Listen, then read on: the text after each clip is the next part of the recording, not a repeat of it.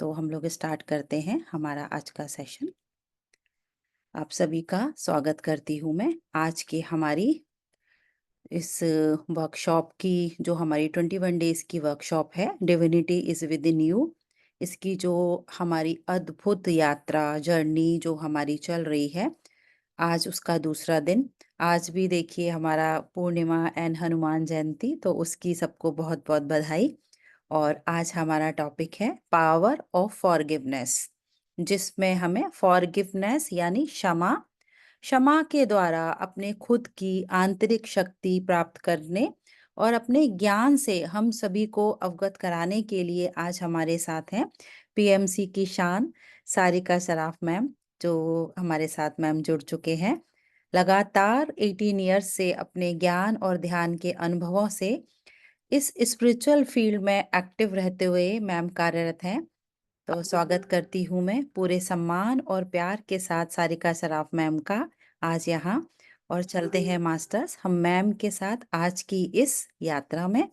So now over to you Sarika ma'am. Thank you so much doctor Ritu and congratulations. Thank you ma'am. इतना बढ़िया ये programme आपने launch किया, आपकी एफर्ट्स को सलाम। और जितने भी हमारे पार्टिसिपेंट्स हैं उनका बहुत बहुत स्वागत है इस मंच पर, इस प्रोग्राम में। बहुत अच्छी मेंटोर हैं आपके साथ में, को हमेशा सीख रहे हैं फॉलो मैम करते आप लोगों से, आप हमारे रोल मॉडल्स हैं आप सभी। एक बात हमेशा याद रखिएगा कि यहाँ कोई भी जूनियर सीनियर कुछ नहीं है। आप आपकी जो आत्मा है वो पिछले जन्मों में कहाँ तक पहुंची है वो नहीं पता। हो सकता है इस जन्म में आप मेरे बाद 18 साल बाद आए हो, लेकिन आपकी आत्मा पिछले जन्मों में कितनी यात्रा की है, जो कि पता नहीं कौन से सबसे सीनियर मोस्ट मास्टर से भी ज्यादा अधिक हो, वो हमें नहीं पता। तो इसलिए ना आप और ना यहाँ जितने बैठे पार्टिसिपेंट्स हैं, हो सकता है कोई पार्टिसिपेंट आज जुड़ा हो, आज ध्यान में बैठा हो, और अगले ही क्षण उसकी थर्ड आई खुल जाए, क्योंकि पिछले जन्मों में उसने पता नहीं कितनी साधना की है, किस लेवल पे जाके उसने अपना शरीर छोड़ा है। तो बस हमारा काम है एफर्ट्स करते जाना, लोगों तक ध्यान पहुंचाते जाना, लोगों तक विजडम पहुंचाते जाना। उनकी आत्मा की जर्नी के हिसाब से कब उनकी अवेकनिंग हो जाए, कब वो कहाँ पहुंच जाए, और आप उसके लिए माध्यम बन जाए, बस इतना ही। यस तो ma'am. Really great thank you. Great efforts Ritu ji. Thank you मैं मैम। हमेशा देखती हूँ आप आगे बढ़ते ही रहती हैं, कुछ ना कुछ एक नया प्रोग्राम आप लॉन्च करती ही रहती हैं सारे पार्टिसिपेंट्स को। तो हम रितु जी स्टार्ट करें आधा घंटा ध्यान से। Yes ma'am. Yes ma'am. आप चलाएंगे म्यूजिक, मैं चलाऊं? जैसा आप बोले मैम वैसे करते हैं। ये मैं चलाती हूँ। जी मैम। आप बस देखो म्यूजिक आ गया है कि नहीं आ गया है, मैं चलाती मास्टर्स अपने आप लोग वीडियोस ऑन करिए सब लोग। एक एनर्जी का आदान प्रदान भी रहता है उसमें। लगता है कि हाँ हम फेस टू फेस सब आपस में मिले हुए हैं, आपस में हम लोग जुड़कर साथ में ध्यान कर रहे हैं। तो सभी लोग अपने वीडियोस ऑन करिए।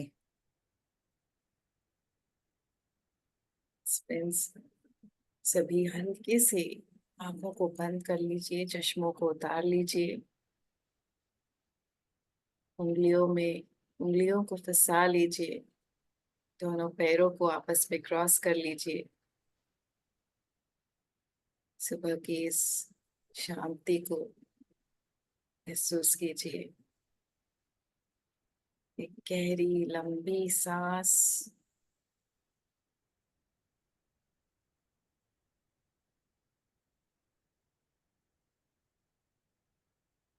ये बंद।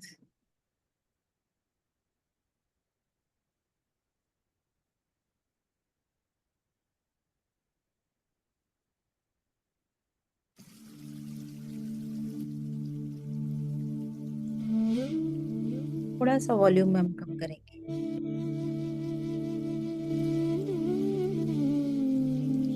और थोड़ा कम कीजिए। थोड़ा सा।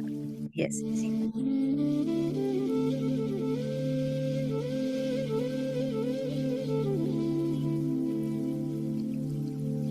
थोड़ा और कम।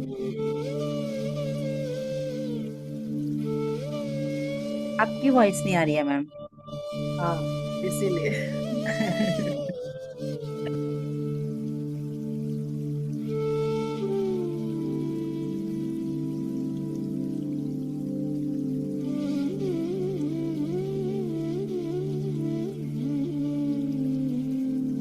फ्रेंड्स, वार्म अप करते हुए मैम थोड़ा सा पॉसिबल होता है कम करना तो और म्यूजिक कम कर दीजिए, थोड़ा सा वॉल्यूम। यस, आपकी कम बहुत कर दूं? सॉफ्ट सॉफ्ट वॉइस है ना आपकी। यस, थोड़ा सा कम। ये तो मेरा वॉल्यूम उतना में ही सेट रहता है। उसके लिए बटन नहीं है, इसके लिए है।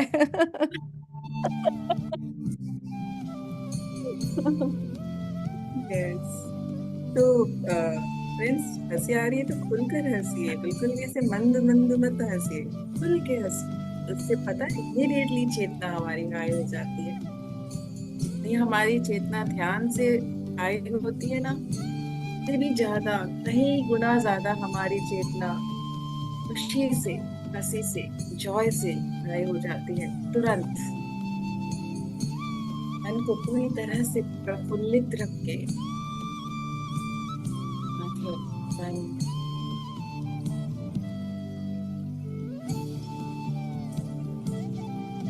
एक गहरी लंबी सांस। आज का दिन बहुत ही पावन है फ्रेंड्स, बहुत लकी हैं।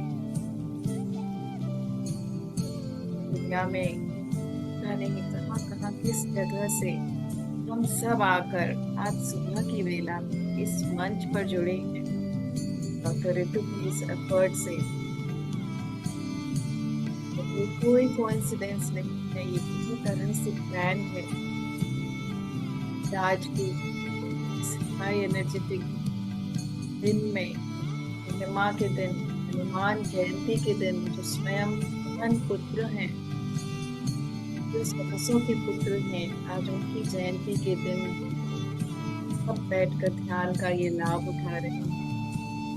और इस पृथ्वी का जो हाईएस्ट टॉपिक है, इसके बिना हम कभी 5D में असेंड कर ही नहीं सकते, इस टॉपिक का हम लाभ उठाएंगे। ये कोई कोइंसिडेंस नहीं है फ्रेंड्स, मौके का पूरी तरह से लाभ उठाते हैं। अपने अंदर गहरे डूब जाए,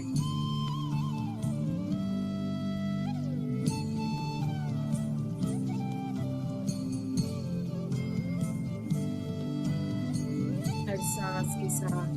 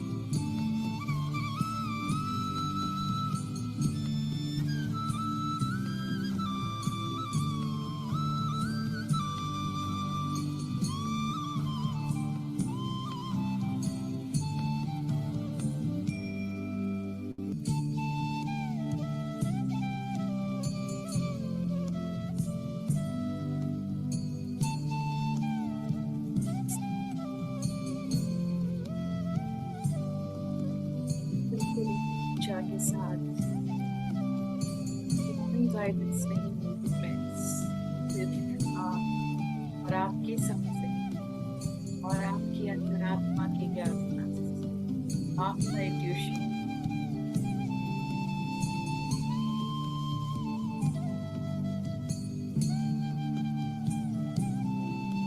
लास्ट 10 minutes बिल्कुल गहरी ऊंचाई। इस लास्ट मिनट में इतनी ऊंचा हम अपने अंदर ले लें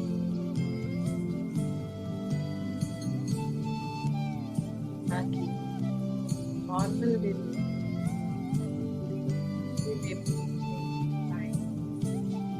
आज की ऊंचा, आज की वाइब्रेशन, आज की एनर्जी उत्तम स्थिति हर सांस को बहुत जाते हुए मन में केवल आभार, हर चीज का आभार, केवल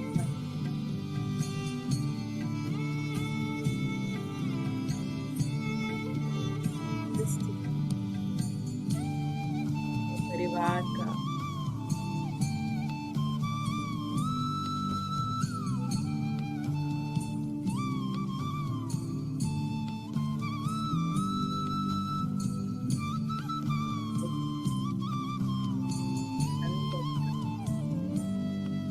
जीवन की राह का, चीज का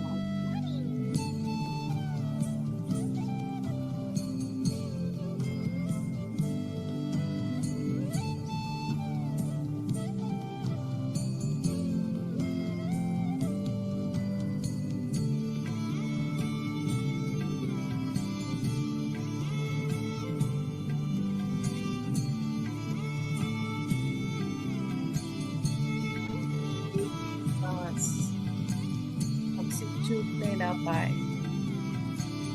आस को देखते रहना है, आस को महसूस करना है।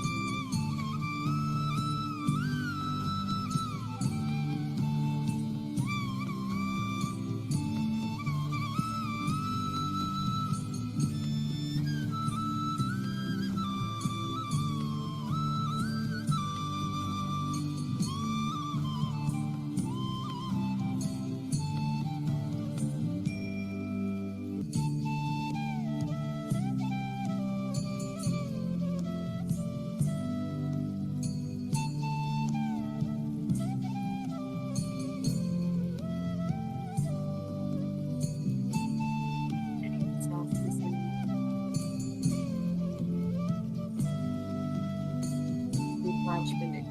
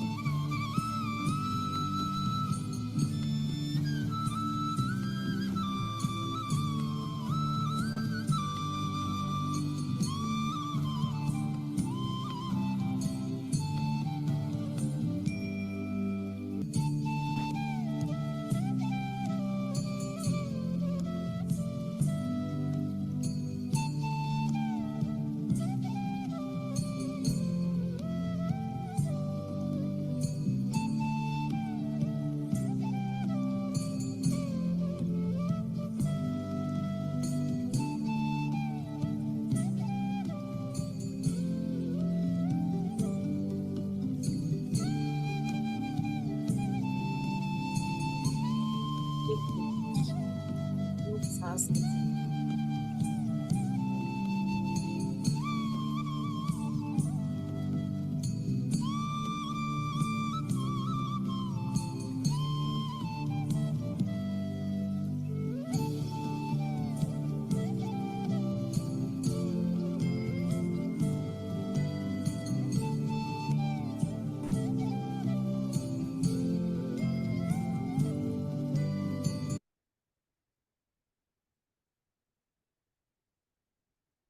सांसों के साथ बने रहिए आखिरी 1 मिनट, बिना कोई सोच, बिना कोई विचार,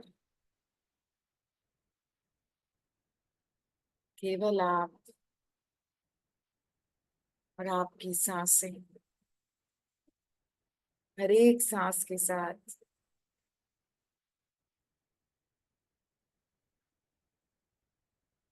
पूरे आधे घंटे में अगर कोई सोच आया हो, कोई विचार आया हो, तो ऊर्जा का जो प्रवाह है वो रुक सा जाता है, थम सा जाता है। इस 1 मिनट में एक भी सोच नहीं, एक भी विचार नहीं, हर सांस के साथ जुड़िए। इस ऊर्जा के प्रवाह को जारी रखने के लिए हर सोच से दूर, हर सांस से जुड़िए। पूरे 1 मिनट, एक भी सांस हमारी अवेयरनेस के बिना ना आ पाए, ना जा पाए। पूरे 1 मिनट।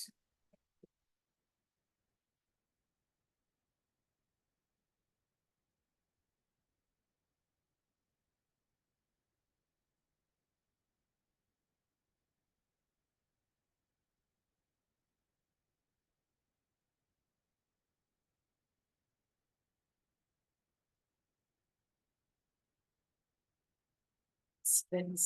धीरे से दोनों हाथों को आंखों पर रखेंगे। अगर मन नहीं है तो आंखें बंद करके पूरा सत्र सुनिए, क्योंकि आज ऊर्जा ज्यादा है।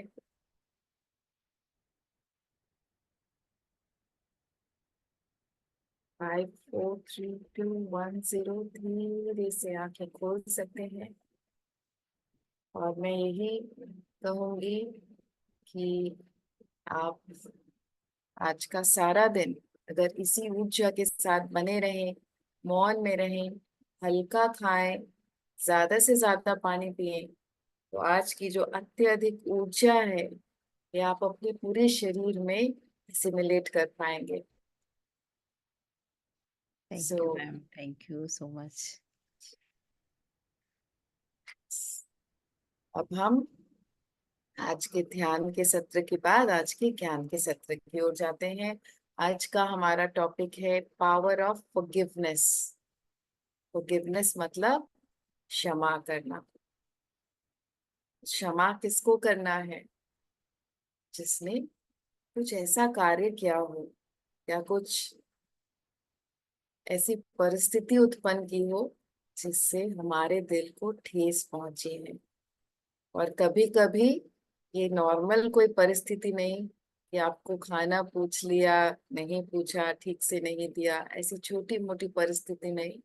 कभी कभी ये परिस्थिति ऐसी हो जाती है, ये अपमान ऐसा हो जाता है,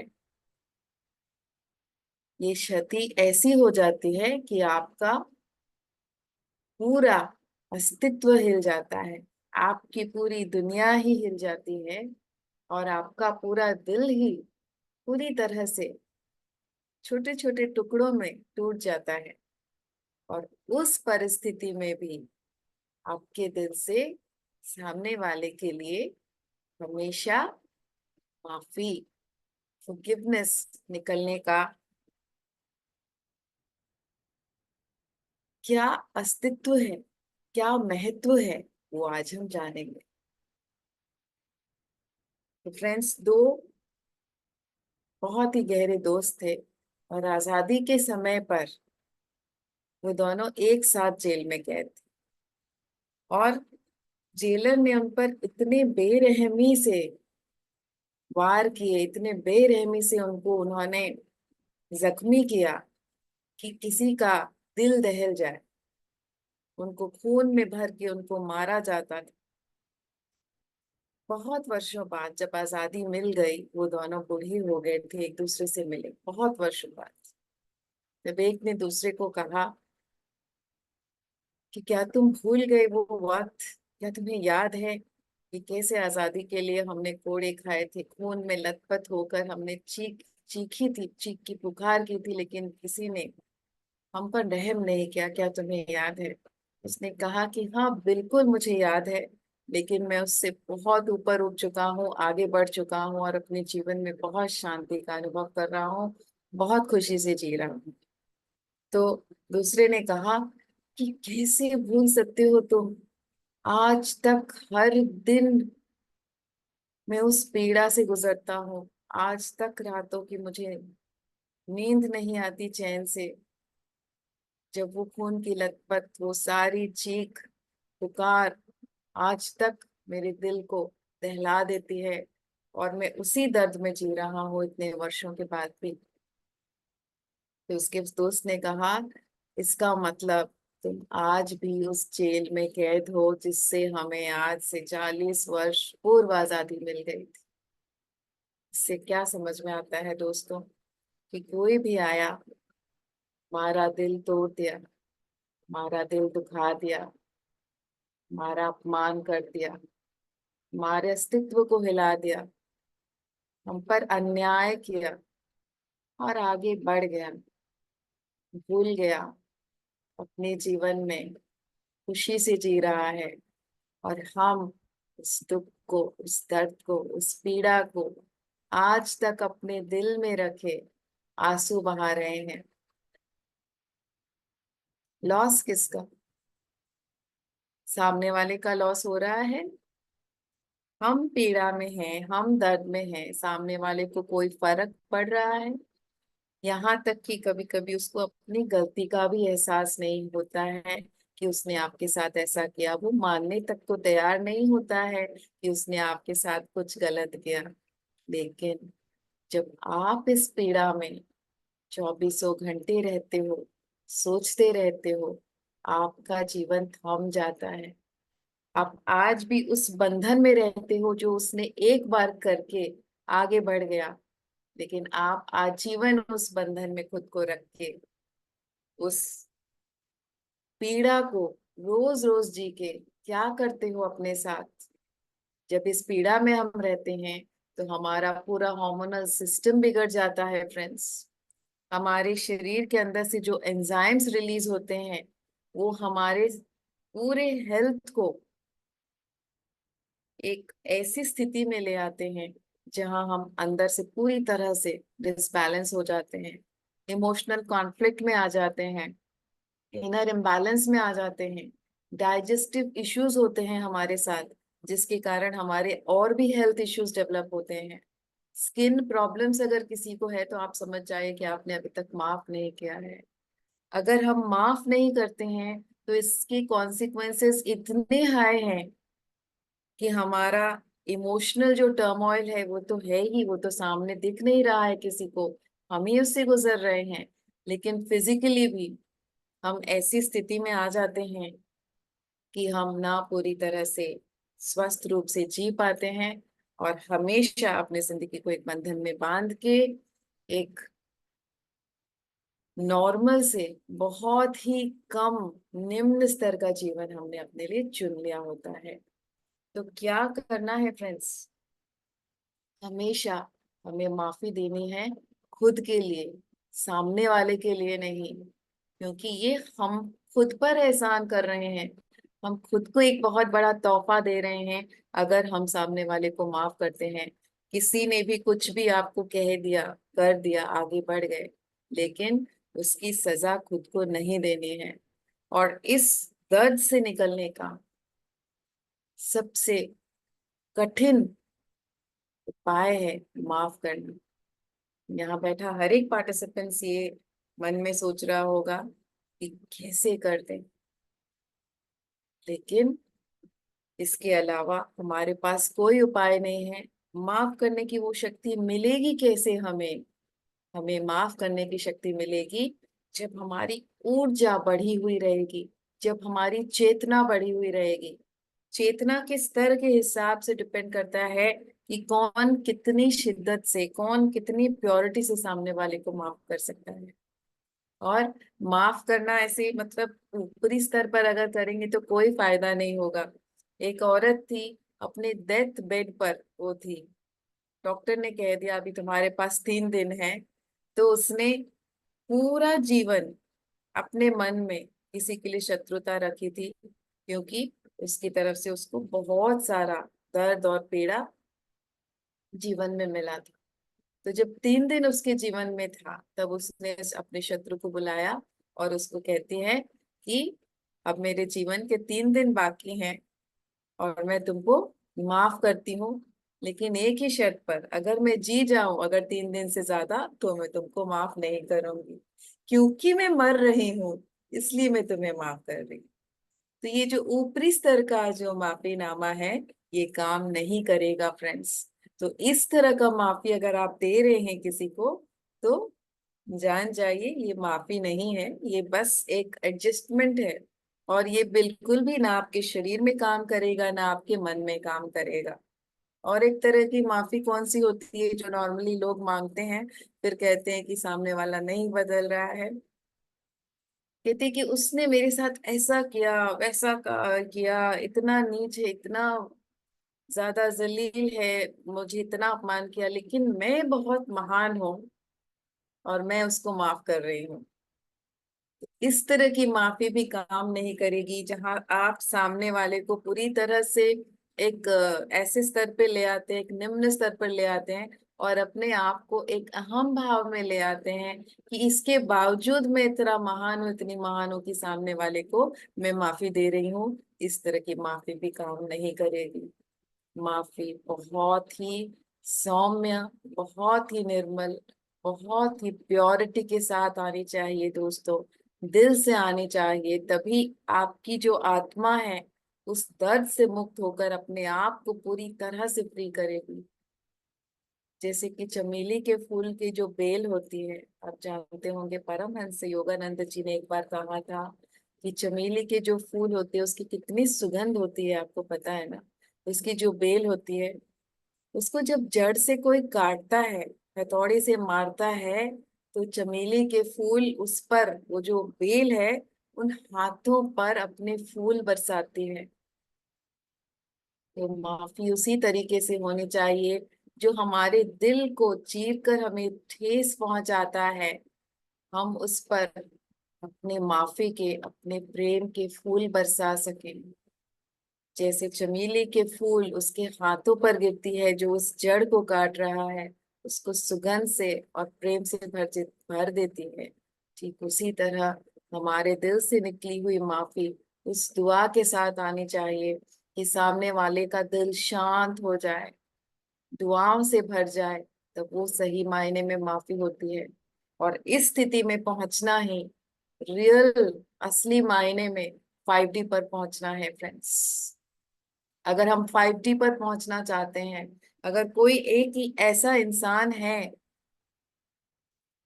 जो कि आपको पसंद ना हो, जो कि आपका निंदक हो, तब आप कभी भी इस 3D से इस 5D के इस जो ये ब्रिज है इसको क्रॉस नहीं कर पाएंगे। आप हमेशा 3D में आप बने रहेंगे। अगर आपको 5D में जाना है, आध्यात्मिक उन्नति करनी है, तो आपको सामने वाले को माफ करना होगा। पृथ्वी पे कोई भी अगर व्यक्ति बाकी है जिसके प्रति आपकी डिसलाइक है, तो आप कभी भी अपनी इस चेतना से अगले आयाम पर नहीं पहुंच पाएंगे। और ईश्वर आपको, ब्रह्मांड आपको ऐसे मौके देगा कि आप सामने वाले को अब उसका बदला आप ले सकते हैं। जो दर्द आपको मिला है उसको आप फिर से दे सकते हैं, लेकिन इस मौके में भी आप सामने वाले को ये अपमान का मौका छोड़ दें, तब सही मायने में आपकी आध्यात्मिक उन्नति होती है, तब सही मायने में आपने माफी दी है। वरना तो ये जस्ट एक एडजस्टमेंट है, और मन में आपने ये पाल रखा है कि कभी मौका मिलेगा तो मैं देख। रतन टाटा जी का एक एग्जाम्पल देती हूँ। आप सबको पता है रतन टाटा जी की जो चेतना है कितनी हाई है, कितना सारा वो, इतने सारे लोगों को हेल्प करते हैं, फिजिकली, मेंटली, इमोशनली। उनकी इनकम का भी एक बहुत बड़ा पार्ट वो हमेशा डोनेट करते हैं। तो उन्होंने जो इंडिया की जो फर्स्ट इंडिजिनियस कार है, आप सब जानते होंगे फ्रेंड्स, इंडिका जो है बिना किसी फॉरेन टेक्नोलॉजी के इंडिया की फर्स्ट इंडिजिनियस कार है, जो अपने आप में एक पूरी तरह से बिना फॉरेन टेक्नोलॉजी की बनी हुई है, इंडिया की ही ये प्रोडक्शन है। तो उसको लॉन्च किया था रतन टाटा जी ने 98 में। और 99 में ये पता चला कि ये कार की इंजन खराब है, ये ठीक से चल नहीं रही है। अब इनके पास कोई उपाय नहीं, इनका सारा इन्वेस्टमेंट उस पे लग गया है। उसी वक्त फोर्ड मोटर्स, अगर आप जानते हो, उनके मालिक जो फोर्ड हैं, उन्होंने कहा कि ठीक है, मैं अब इसको लेने के लिए तैयार हूँ। वो बहुत बड़ी कंपनी जिन्होंने जगुआर लॉन्च किया था, फोर्ड मोटर्स सभी जानते होंगे।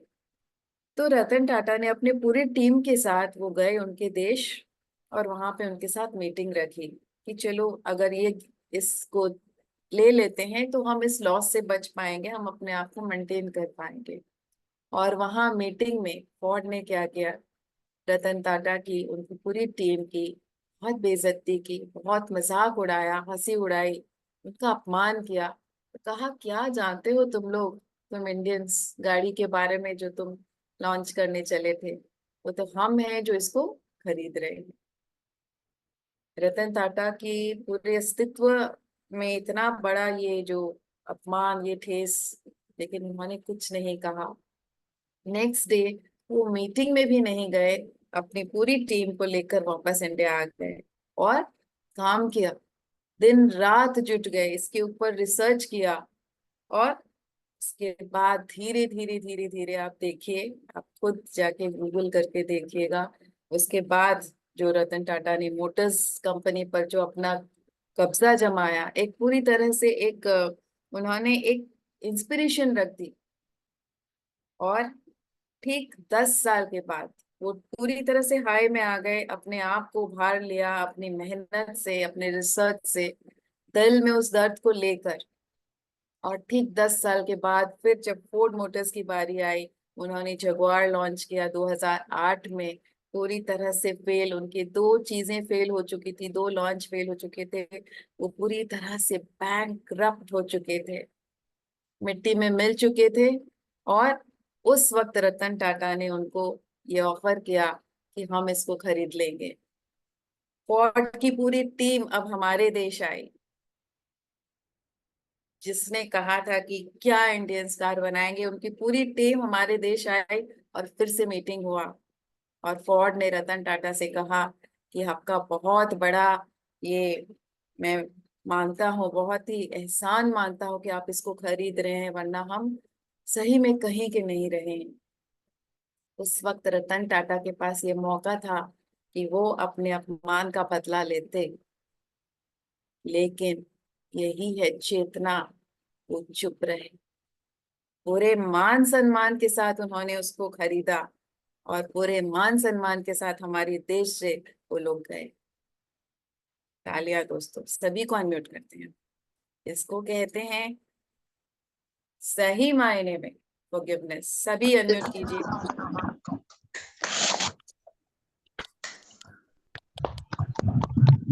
कैंसिल ऑन कीजिए।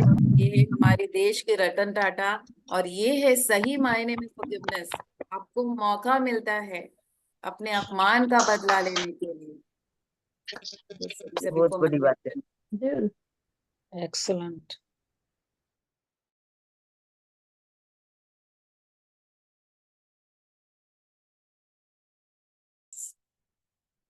तो फ्रेंड्स, ये है सही मायने में फॉरगिवनेस, जब आपको कुदरत ये मौका देता है कि आप अपने अपमान का बदला ले, सामने वाले को वही दर्द दे, वही दुख दें जो आपको मिला है, लेकिन आप अपने बिहेवियर, आपकी जो चेतना है उसके हिसाब से आप अपने बिहेवियर का प्रदर्शन करते हैं। इसको कहते हैं सही मायने में फॉरगिवनेस। कभी भी आपको ये मौका मिले कि जिसने आपको दर्द पहुंचाया है, अपमान दिया है, कभी भी आपको मौका मिले, वही दर्द आप उसको कभी ना दें। तो आप कहोगे कि यार सामने वाला, मैम आप कह रहे हैं कि दर्द ना दो, ना बोलो सामने वाले को, आप हमेशा माफ करते चलो, तो क्या लोग हमको ग्रांटेड के लिए नहीं लेंगे? आजकल तो थोड़ी सी बात हो जाती है, छोटी सी बात हो जाती है, आपको फंक्शन में नहीं बुलाए, पूजा में नहीं बुलाए, तो आप इसको दिल पे ले लेते हैं कि कभी माफ नहीं करूंगी, अपने फंक्शन में कभी नहीं बुलाऊंगी। इतनी बड़ी बड़ी बातें लोग माफ कर देते हैं, हम छोटी सी बात माफ नहीं करते। वो आपके चेतना के स्तर पर डिपेंड करता है कि आप किस लेवल ऑफ कॉन्शियसनेस में हैं। लो लेवल के कॉन्शियसनेस के लिए एक छोटी सी बात भी बहुत बड़ी बात हो सकती है, आप माफ नहीं करोगे उसको। आपको अपने फंक्शन में बुलाकर अगर चाय के लिए पूछना भूल गए, तो आप जिंदगी भर उसको अपने दिल में रखोगे कि जिंदगी भर इसको नहीं बुलाना अपने फंक्शन में। ये है एक निम्न स्तर की चेतना, जहाँ छोटी सी बात भी बहुत बड़ी होती है। और ये है रतन टाटा की चेतना का स्तर, जहाँ इतनी बड़ी बात, इतना बड़ा अपमान भी कोई मायने नहीं, कोई वजूद नहीं। तो अब चेतना के स्तर को कैसे बढ़ाएंगे दोस्तों, ये तो ध्यान से है। लेकिन आपके मन में अगर ये बात आ रही है कि कैसे, अगर हम बार बार सुनते रहें, एडजस्ट करते रहें, तो क्या लोग हमें ग्रांटेड के लिए नहीं लेंगे? They'll take us for granted. So how can we exhibit such a behavior? लेकिन फ्रेंड्स, ये बात हमेशा याद रखिए कि हम छोटी से छोटी चीज भी आज खरीदते हैं, उसकी भी हम गारंटी लेकर खरीदते हैं।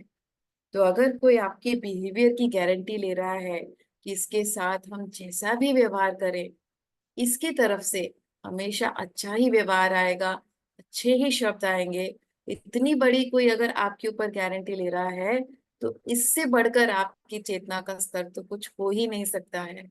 आप ऐसे चेतना के स्तर पर पहुंच गए हो जहां से वापस आना मुमकिन ही नहीं है। जहां लोग एक छोटी सी चीज की गारंटी नहीं ले सकते, वहां कोई अगर आपकी बिहेवियर की गारंटी ले रहा है, तो उस चेतना के स्तर पर तो हम सबको पहुंचना ही है, क्योंकि वही है रियल 3D से 5D डायमेंशन पर पहुंचना, और यही हमारी मंजिल है। तो फ्रेंड्स, इतना सा ही कहते हुए आज के सत्र का हम समापन करते हैं, क्योंकि हम एक बेसिक आपने जान लिया है कि किस तरह का फॉरगिवनेस होना चाहिए और क्यों हमें माफी देनी चाहिए। इसके बाद हम क्वेश्चंस लेंगे, क्योंकि क्वेश्चंस अगर हम लेते हैं तो और भी जो आपके मन में कोई अगर डाउट है, तो उसको हम बहुत और भी बेहतर तरीके से समझाएंगे, ताकि आपके अंदर में अगर कोई भी डाउट है, तो आप इस डाउट के अंदर से उभर कर इस जर्नी में आगे बढ़ सकें। इसको एक सिर्फ एक थ्योरी के रूप में ना लिखें कि हाँ हमें करना है, हमें ऐसा करना है। प्रैक्टिकली इसको कैसे करना है वो आप समझ पाए। किसी का कोई भी प्रश्न है तो आप कृपया करके हैंड रेज कीजिए, और हम इस इन प्रश्नों को हम ले लेंगे friends. Yes, thank you ma'am, thank you. आज का की नोट वास्तव में कि चेतना के हमारे स्तर की गारंटी, ये बहुत ब्यूटीफुल और हमेशा अपने साथ रखने वाला, उस पर काम करने वाला, उसमें रहने वाला हमारा पॉइंट आपने दिया है। सो बहुत बहुत धन्यवाद। इतने सरल शब्दों में इतना गहरी बात आपने बता दी कि रियली में जैसे इतना चल रहा है कि ये डायमेंशन और असेंशन, इतने जो भारी भारी वर्ड्स हैं ना, समझ में नहीं आते हैं, उनको इजी तरीके से कैसे हम अचीव कर सकते हैं। So really amazing, wonderful ma'am, thank you so much. Thank you Ritu ji. मैंने बहुत थ्योरी कम रखा है जानबूझ के, क्योंकि हम इसको प्रैक्टिकली बोलना बहुत आसान है, लेकिन प्रैक्टिकली कैसे करना है, अगर हमारे पास प्रश्न आते हैं, लोगों को अगर कहीं पे ऐसे स्टक लग रहा है कि कैसे करना है, या और कोई प्रश्न है, तो बेटर होगा कि हम प्रश्न लेकर उसको हम समझाएं। हम्म, और काफी दूसरे लोगों को भी उससे नॉलेज मिलती है हमारे एक प्रश्न से। यस। यस तो मास, फ्रेंड्स, किसी का भी कोई प्रश्न है तो हम ले सकते हैं। आप लोग हैंड रेज करिए मास्टर्स, जिनका भी क्वेश्चन है, और हम पूछ सकते हैं। यहाँ पर मैम है, हमारा बहुत हमारे लिए अपॉर्चुनिटी है कि हम अपने जो भी क्वेश्चन है उनके आंसर्स हम यहाँ पे ले सकते हैं मैम से। यस, यस भारती जी, अनम्यूट कीजिए। हाँ, कुंदन सभी को। यस। सारिका जी, आपसे मुझे मतलब थोड़ा क्लियरिटी करनी है कि मेरे अंदर ना एक चीज पे मुझे थोड़ा गुस्सा आता है आवाज इस नहीं बात आ पे। रही है। एक मिनट। थोड़ा सा तेज बोलेंगे। अब आ रही है आवाज मेरी? हाँ, मुझे तो आ रही है। हेलो। ओके है आवाज भारती जी की। यस यस यस, बिल्कुल। सारिका जी, मैं ये कहने रहती हूँ जैसे कि जैसे पत्नी से आ, कहते हैं ना कि नॉनवेज वगैरह को नहीं मतलब खाना चाहिए, तो मुझे नॉनवेज से थोड़ा सा ये दिक्कत मुझे आती फिर है कि भी जैसे नहीं आ कि रही आवाज। थोड़ा सा क्लियर बोलिए, वो नॉनवेज के लिए पूछ रहे हैं। यस भारती हाँ। जी, तो बोलिए। जैसे मुझे डाल के देने में भी दिक्कत लगती है कि किसी को कोई कहता है कि डाल के दे दो या उनको, तो उसमें भी मुझे ये लगता है कि भाई मैं क्यों डाल के दूं, भाई थोड़ा सा उसको हाथ लगाने में आता है कि मैं नहीं हाथ लगाना चाहती। तो अगर हमारे घर में कोई खाता है तो उसको देने में कोई दिक्कत तो नहीं है क्या? सी, अगर आपका बच्चा बोले कि मुझे जहर दे दो, मुझे बहुत अच्छा पसंद है उसका टेस्ट, तो फिर आप क्या करोगे उस वक्त? आप ऐसा सोचोगे कि देने में कोई दिक्कत नहीं है तो मैं क्यों जहर दूं बच्चे को, उसको टेस्ट पसंद है तो क्या हुआ? आप ऐसा सोचोगे क्या? आप हर मुमकिन अपनी जी जान लगा दोगे कि जहर उसको ना मिले, क्योंकि उसको नहीं पता कि जहर का टेस्ट अच्छा है तो क्या है, उसकी मृत्यु होगी उससे।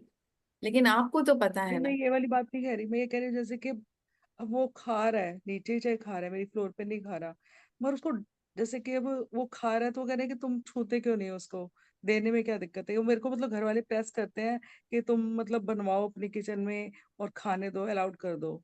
तो मैंने कहा कि हम्म। मैं अलाउड नहीं कर सकती क्योंकि मेरा मन नहीं मानता इस चीज के लिए। पर वो कहते हैं कि चलो डाल के दो, आगे उसकी वाइफ आएगी वो तुम्हारे को तंग करेगी, ऐसे ऐसे नेगेटिव बोलते हैं कि उसकी वाइफ आएगी वो ऐसे तुम्हारे हाथ से तुम्हारे मुंह में डालेगी, ये करेगी, तो उल्टा उल्टा बोला।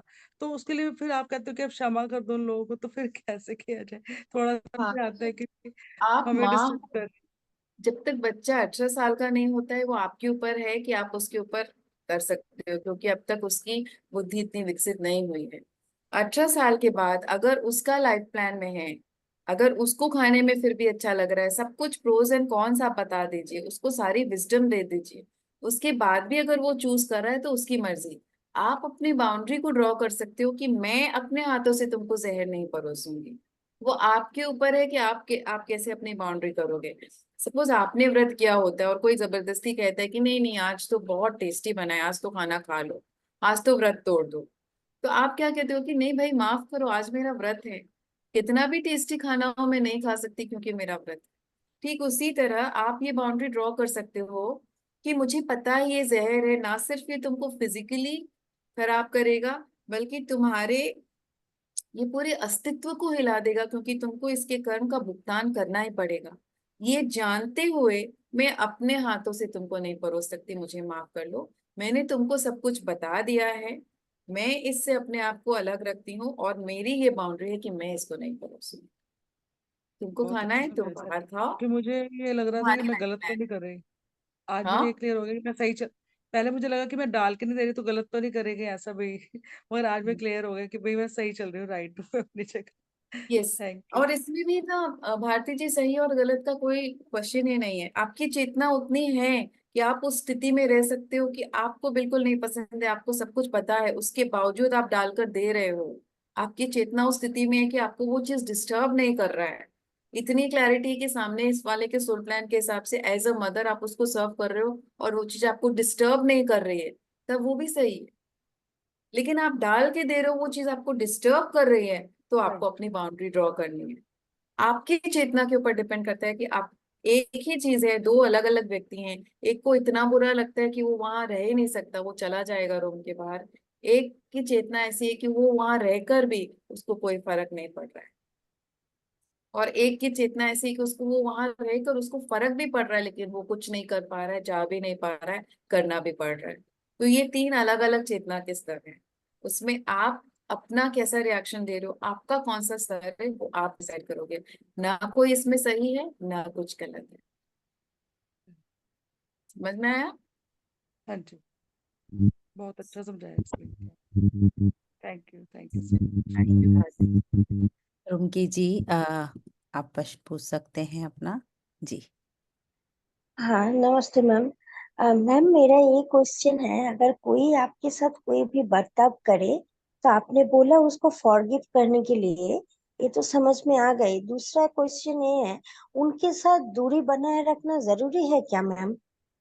क्या या उनके तो साथ? फिजिकली, अगर कोई मेरे साथ बुरा करते हैं और वो रिश्ते में बहुत क्लोज है, तो फिजिकली तो उनके साथ मुझे 24 आवर्स 7 डेज रहना ही पड़ेगा, लेकिन एक कोशिश करना जरूरी है कि मेंटल भी एक डिस्टेंस या बाउंड्री में क्रिएट कर लो उनसे। बिल्कुल, बहुत ही अच्छा प्रश्न। फॉरगिव करने का मतलब ये नहीं कि अब मैं पूरी तरह से तैयार हूं, अब जैसे इच्छा आप आओ और मुझ पर आप जुल्म करो, मैं आपको माफ करती रहूंगी, आप मुझ पर जुल्म करते रहो, ऐसा नहीं है। फॉरगिवनेस करना मतलब आप अपने मन की शांति के लिए, अपने इनर बैलेंस के लिए, अपने हार्मोन सिस्टम के लिए, अपने हेल्थ के लिए आपने सामने वाले को माफ किया और खुद को आप फ्री कर रहे हो इससे। लेकिन उसने जो भी आपको सीख दी है, जो लेसन्स दिए हैं, उसको याद रखना है। और आपको डेफिनेटली अपनी बाउंड्री इस तरह से बनानी है कि उसको फिर से मौका ना मिले कि आपको हर्ट कर सके।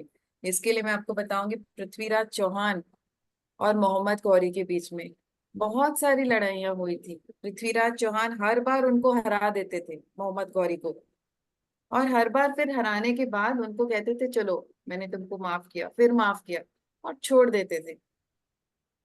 ये उनकी चेतना का स्तर था। एक बार ऐसा आया कि मोहम्मद गौरी ने पृथ्वीराज चौहान को हरा दिया, और फिर उनकी अपनी लेसन्स थे, उनकी अपनी लर्निंग थी, उनकी अपनी चेतना की स्थिति थी। उन्होंने पृथ्वीराज चौहान के हाथ पैरों को कटवा दिया और उनको बुरी तरह से मरवा दिया। तो लेसन्स को लर्न करना है। ये नहीं कि मैंने तुमको माफ किया तो अब तुम मेरे साथ कुछ भी कर सकते हो, तो इस तरह से हाथ धोना पड़ेगा। ठीक है? तो हाँ। आप माफ भले ही करो, लेकिन अपनी बाउंड्री बनाकर रखो कि सामने वाला आपको और कुछ बिगाड़ ना सके। बहुत जरूरी है। ओके और मैम, मैं थैंक सोच भी यू। रही थी कि ये वाला प्रश्न कोई करेगा कि नहीं, ये वाली थ्योरी में थी लास्ट पार्ट में। लेकिन मैं सोच रही थी कि आपने इस सब्जेक्ट को ठीक से लिया है क्या, ये प्रश्न आएगा क्या। अगर नहीं आता तो फिर भी मैं बताती इसके बारे में। नहीं मैम, एक्चुअली मैं 2 साल से मेडिटेशन कर रही हूँ, और अभी मैं बंगाली हूँ, तो प्योर हार्डकोर नॉनवेज फैमिली में बिलोंग करते हैं, तो मैंने छोड़ दी सब कुछ। तो अभी मेरे लाइफ बहुत अच्छे हैं मैम, और आपका सेशन भी मैंने किया रिसेंटली फॉरगिवनेस का बीच बीच में। तो अगर तब जेटीटीपी चल रहा था, आगे अगर होगा तो जरूर करेंगे। Thank you ma'am. Yes, thank you Rinki ji. Yes, Shaila ji. So, नमस्ते सारिका मैम। नमस्ते। आवाज आ रही? आ रही है, अभी तो आ रही है। हाँ, यस। मैं ये पूछना चाहती थी कि जिस व्यक्ति ने अपने को बहुत तकलीफ दी है, उसको अपने माफ कर दिया है, अपन माफ कर दे इसलिए आप शांत में है, आप अच्छा जी रहे, लेकिन उसकी शक वो इतने बढ़ जाता है कि आगे जाके उसको लगता है ये शांत हो गए तो ज्यादा तकलीफ देता है वो व्यक्ति। यही तो वो प्रश्न था। उसको आपको माफ करना है हाँ, अपनी शांति के लिए, क्योंकि वरना आप रोज जल रहे हो। लेकिन आपको वो अपनी बाउंड्री बार भी बार बनानी है। अच्छा, आपको अपनी बाउंड्री वो बनानी बार है। बार वैसा बिहेव कर नहीं, रहा है आप अपने साथ। जाकर उसको बहुत ही अफर्मेटिवली, सीधे सरल शब्दों में आपको उसको जाकर बताना है कि अब तक जो हुआ वो हो गया, मैंने उसको माफ किया, अब तुम मुक्त हो, मैं मुक्त हूँ। इसके बाद अगर ये चीज दोबारा मेरे साथ हुई, बहुत ही अफर्मेटिवली और बहुत ही प्यार से उसको ये कह दीजिए तो अच्छा नहीं होगा। इसके बाद जो होगा, उसके बाद जिम्मेदार तुम होगे। और फिर उसके बाद अगर वो कुछ करता है तो आप उसको दिखा दीजिए कि आप क्या कर सकते हैं। यस, यही हुआ है हमारे साथ।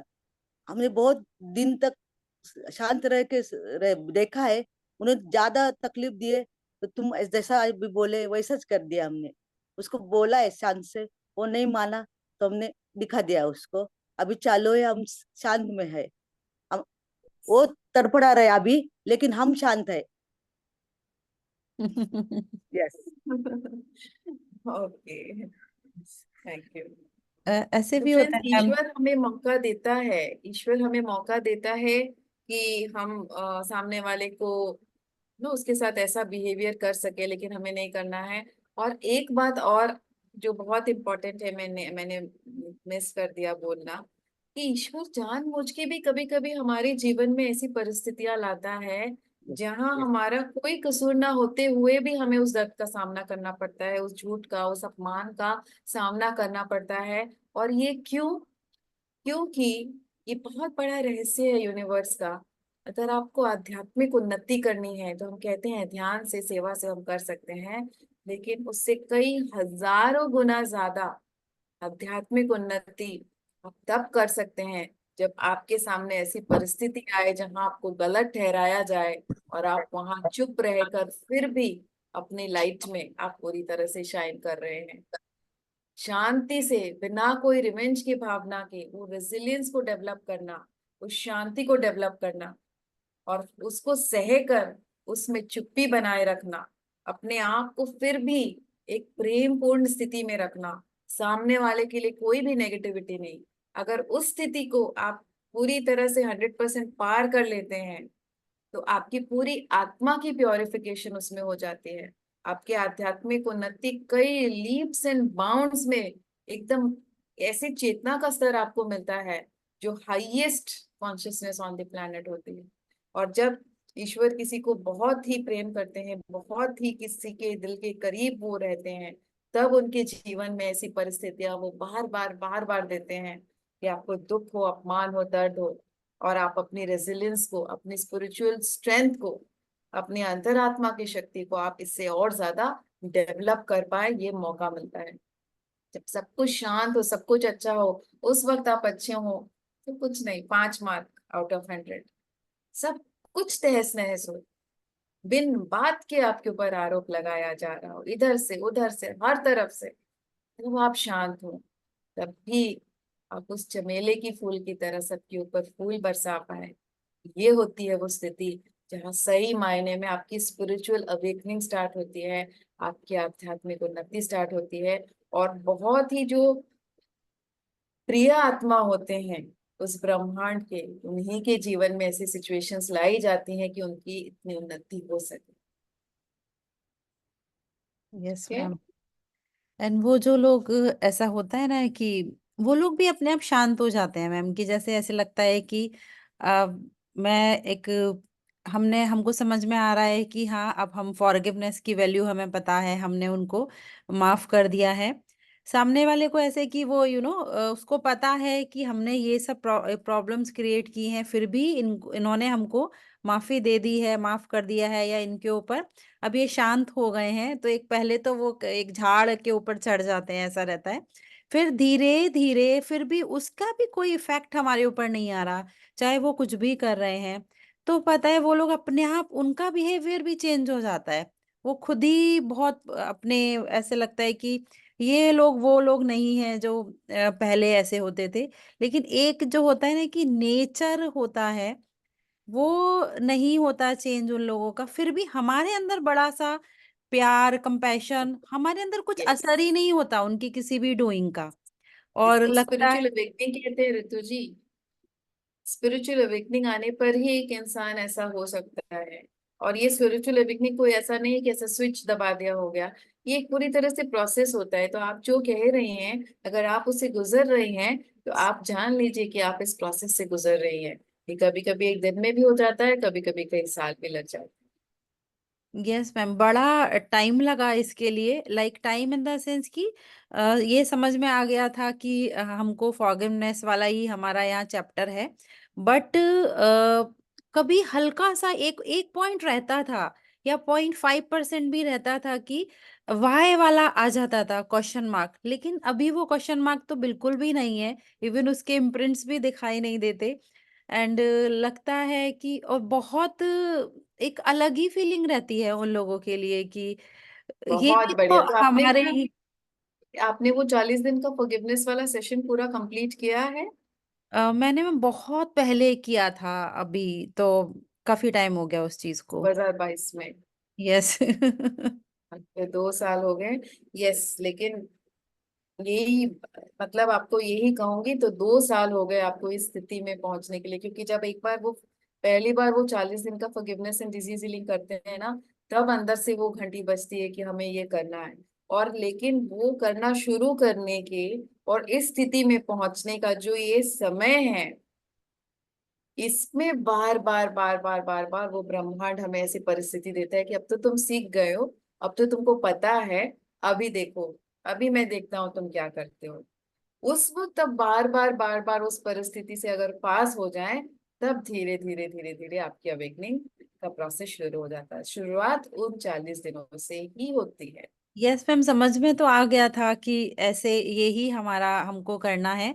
बट एक जो मैं बोल रही हूँ ना कि एक हल्का सा जो एक मार्क सा भी रह जाता है ना, मुझे वो मार्क भी नहीं चाहिए था बिल्कुल भी, कि वो भी समझ आ गया और वो भी बिल्कुल स्मूथली जाए, मेरे अंदर से जाए, कि आप बोल रहे हैं या कोई बता रहा है वैसे नहीं, मैं उसको हार्टली करूं उस चीज को, और वो मुझे फीलिंग में रहना है। तो जब मैं उस फीलिंग में आई तो मैं देख रही हूँ कि वो लोग बिल्कुल इतने प्यारे, इतने अच्छे हैं कि जैसे हमको लगता था ना कि ये लोग समझते क्यों नहीं है, ऐसे लगता था मुझे। अभी लगता है कि समझ रहे हैं, वो भी बहुत अच्छा है, उनका उनका समझ है, और मैं अपने अपने लेवल से समझ रही हूँ, तो मैं क्यों उनसे ये एक्सपेक्टेशन कर रही हूँ कि वो मेरे हिसाब से समझे। मैं मेरे लिए कर रही हूँ, वो मेरे लिए बस मेरी जर्नी का पार्ट है। एंड कुछ भी बहुत बढ़िया अंडरस्टैंडिंग रितु जी, बहुत ही बढ़िया। Thank यही you. इस स्तर पे हमको आना है, यही हम सबको पहुंचना है फ्रेंड्स। और जब भी सामने से दर्द मिले ना, परिस्थिति ऐसी रहे ना, तो चमेली की उस बेल को याद कर लो बस। फूल ही बरसाना है और कुछ नहीं। एंड मैम जैसे आज सुबह ही आशा मैम भी थे साथ में, हमने ड्रीम भी शेयर किया कि वो ड्रीम में भी रिकग्निशन मुझे मिल रहा है, ऐसे जो भी मास्टर्स की प्रेजेंस है, अप्रिसिएशन, बहुत सारी चीजें ऐसे हो रही थी। फिर जैसे हम लोगों ने अपना टीम बनाया हुआ है ड्रीम डिकोडिंग का, तो वहां पर सबसे पहले मैंने वो ड्रीम की बहुत अलग अलग वेज में वो जो ब्लेसिंग्स और वो चीजें वहां पर मुझे शो की गई। तो उन्होंने यही पूछा कि क्या आप कुछ आपने कुछ स्टार्ट कर रखा है क्या, या आप कुछ स्टार्ट करने वाले हैं। मैंने बोला हाँ, कल से ही हमने एक वर्कशॉप स्टार्ट की है, तो उसके लिए कि मास्टर्स की प्रेजेंस की वो आपके साथ है, और आप जो भी कर रहे हैं आप सब लोगों को उसके ब्लेसिंग दे रहे हैं, और वो चीजें मतलब ड्रीम में भी मैम दिखाई गई कि, तो लगता है कि हाँ हम सही मार्ग पर अब आगे चल रहे हैं। बिल्कुल बिल्कुल रितु जी, आगे बढ़ते रहिए इसी थैंक यू। तरह से। हम लोग हमेशा साथ हैं, हमेशा।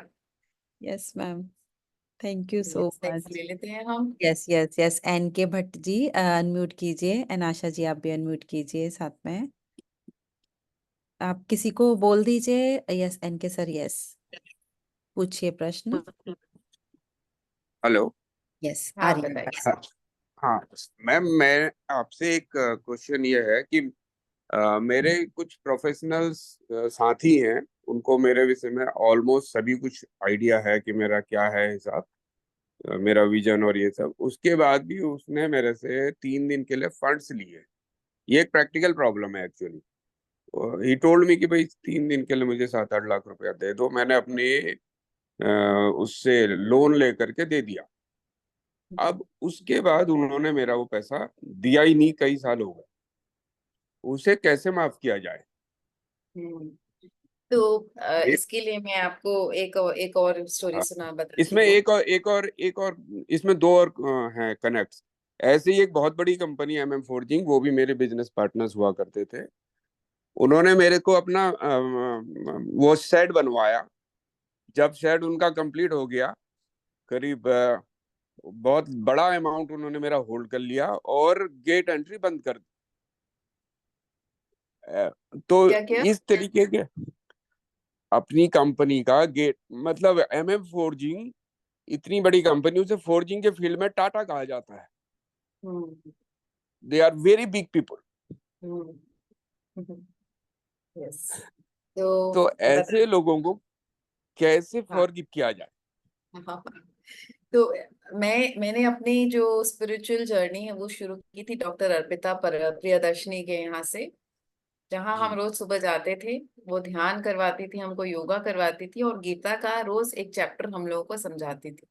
2004-5 की बात कह रही हूँ मैं। उस वक्त जब मेरे जीवन में नया नया ध्यान आया। तो मैम जो भी रोज कहती थी हम सुनते थे, रोज हम ध्यान करते थे और हम ये योग करते थे वहां पर।